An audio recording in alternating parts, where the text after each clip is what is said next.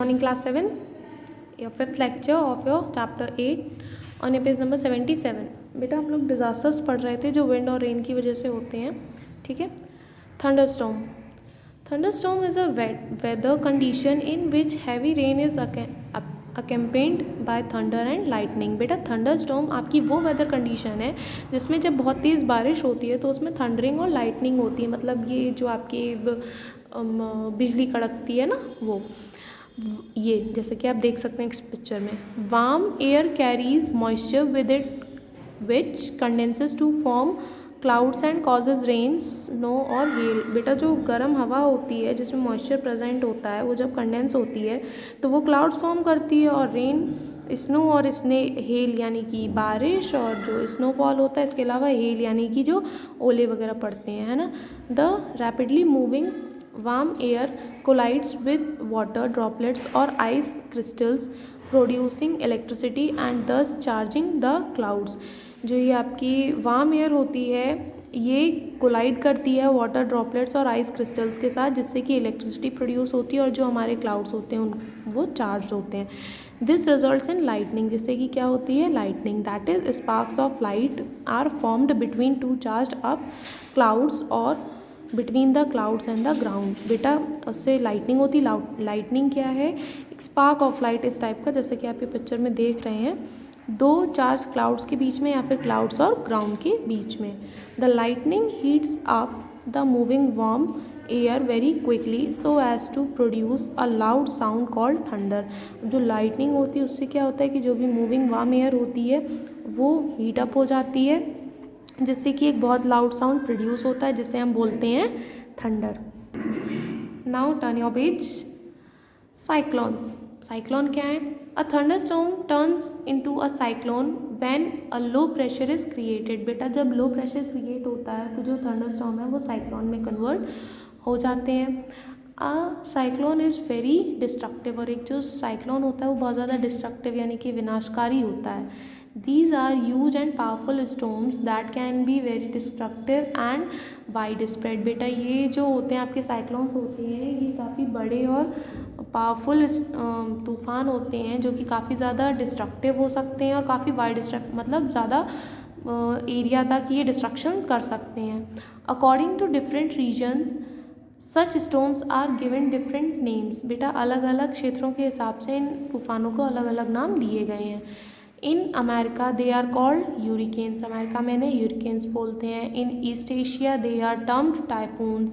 East Asia में इन्हें typhoons बोलते हैं। All these types of storms are categorised by heavy rainfalls, tidal waves, rotating winds which exceed the speed of 150 kilometre per hour. बेटा ये जितने भी आपके अलग अलग रीजन्स के हिसाब से जो स्टॉर्म्स होते हैं इनको कैटेगराइज किया जाता है हैवी रेन से, टाइडल वेव से, इसके अलावा रोटेटिंग विंड में जो घूमती हुई हवा आती है ना, जिसकी स्पीड 150 किलोमीटर पर आवर से ज़्यादा हो जाती है। A cyclone generally forms overseas and oceans and moves over land. बेटा एक जो साइक्लोन है वो जनरली सीज और ओशियंस में फॉर्म होते हैं जो कि लैंड की तरफ बढ़ जाते हैं। Due to heat of the sun the moist air above the sea और ओशन राइजेज अप। अब जो सन की जो हीट होती है उससे क्या होता है कि जो मॉइस्ट एयर होती है सी या ओशन के ऊपर वो ऊपर की तरफ बढ़ जाती है।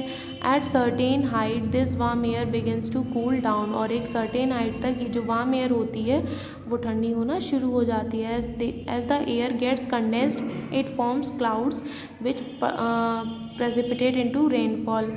और जैसे जैसे एयर कंडेंस्ड होती है means vapour to liquid convert होती है, वो क्लाउड्स का फॉर्मेशन करती है जो बाद में रेनफॉल कॉज करते हैं। Precipitation releases heat which warms the surrounding air. अब प्रेसिपिटेशन से क्या होता है कि जो हीट है वो रिलीज होती है जिससे कि आसपास की जो एयर होती है वो वार्म हो जाती है, inducing it to rise. This creates a low pressure area, जिससे कि एक लो प्रेशर एरिया क्रिएट होता है। Air from the surrounding high pressure areas rushes to the low pressure area. जैसे कि आपने हीट में भी पढ़ा था कि जो एयर होती है वो हाई प्रेशर एरिया से लोअर प्रेशर एरिया की तरफ फ्लो करती है। However, instead of moving straight, the cool air travels spiral to reach the low pressure area। और इसीलिए सीधे जाने की बजाय जो कूल एयर होती है वो स्पायरल मीन्स ऐसे रोटेशन फॉर्म में और लो प्रेशर एरिया तक पहुंचती है। This leads to the formation of a very low pressure area that has high speed winds circling it called a cyclone, जिससे कि एक लो प्रेशर एरिया में जो विंड है वो सर्कलिंग कर रही होती है एक हाई स्पीड से, उसको कॉज करती हैं, जिसे हम बोलते हैं cyclone. The centre of the cyclone is called the eye. अब आई साइक्लोन का जो सेंटर होता है उसे हम क्या बोलते हैं? Eye. It is calm and cloudless area, और ये वो एरिया होता है जो शांत होता है और जहाँ पर क्लाउड्स प्रेजेंट नहीं होते हैं। There is no rain here and the winds blow very slowly here, और उस सेंटर पर, पर्टिकुलर सेंटर पर जो रेन है वो नहीं होती है और जो विंड्स होती हैं वो भी बहुत ही स्लो होती हैं। The I can be seen clearly at the centre of a cyclone, और जो आई है वो ईजिली और क्लियरली देखी जा सकती है, मीन सेंटर क्लियरली देखा जा सकता है। A cyclone forming above the sea moving with great speed can have a height of 10 to 15 kilometer, a width ranging from 80 to 200 kilometer and speed of 150 to 250 kilometre per hour. बेटा एक जो cyclone सी के ऊपर form होता है उसकी height हो सकती है 10 to 15 किलोमीटर की रेंज में, विड्थ हो सकती है 80 to 200 किलोमीटर की रेंज में, और जिसकी स्पीड हो सकती है 150 to 250 किलोमीटर पर आवर की रेंज में। The eye of a cyclone is normally circular in shape and may range in size from 3 to 370 kilometre in diameter. बेटा जो आई होती है साइक्लोन की वो सर्कुलर, जनरली सर्कुलर होती है, और उसके जो साइज़ का रेंज होता है, उनकी डायमीटर जो होती है वो 3 से 370 किलोमीटर की रेंज में होती है। A cyclone usually last for 2 to 3 days. बेटा जो आमतौर पर जो साइक्लोन होते हैं वो 2 से 3 दिन तक चलते हैं। As a cyclone moves towards land it become weak as there is no supply of warm moist air from the sea. जैसे जैसे साइक्लोन लैंड की तरफ बढ़ते हैं वो वीक होते जाते हैं। क्यों? क्योंकि वहाँ पर वार्म और मॉइस्ट एयर की कोई भी सप्लाई नहीं होती है सी से। ठीक है, आपका लेक्चर यहीं पर कंप्लीट होता है। अभी बेटा साइक्लोन को आप अच्छे से स्टडी करेंगे आपके होमवर्क में। Okay, thank you class.